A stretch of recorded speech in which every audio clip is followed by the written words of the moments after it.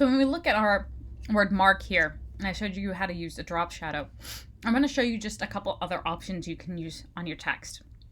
So I'd gone ahead and I'd put a square behind the word mark, and instead of it sitting on top, I want it to look like it's maybe marked into the page, like it's pressed into it.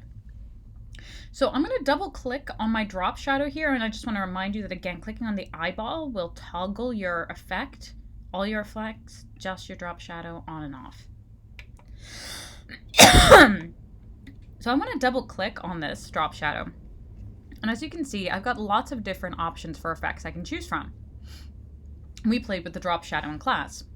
Now I can use this check mark to turn on and off as well. And I've got preview selected, so I'll see what's happening right here. So I'm going to take away the drop shadow. I'm going to turn it off. I can also do an outer glow. That's sometimes useful if you've got dark text on a dark background. But I want more to have it look like it's kind of either embossed into the page, or sometimes using an inner shadow can also make it look like you're marking down into the page. So I'm just going to show you both of these. You can see this is the inner shadow. You can kind of see what that does in terms of making it look like maybe the word mark has been cut out of a piece of paper. And the other option is bevel and emboss. And we can see you can do different things. So that looks like it's coming out of the page. Inner bevel is kind of going into the page. Embossing is also coming out of it, but it's not quite as big as mark. You can see a pillow emboss. It's like around the edges only. And stroke emboss doesn't seem to do too much in this case.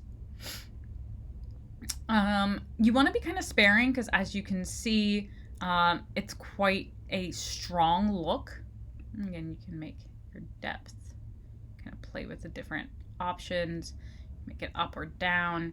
You can see down looks very similar to the way that the inner shadow is. And you can make it softer. Let's see what that does. Let's see kind of if I go all the way here. So you can kind of play a little bit with some of the options in here. I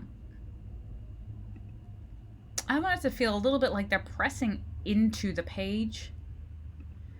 So while the inner bevel kind of works, I think I want to go for an inner shadow instead. I feel like that's a little bit more what I'm looking for in terms of pressing into the paper. So again, you can play a little bit with the different options.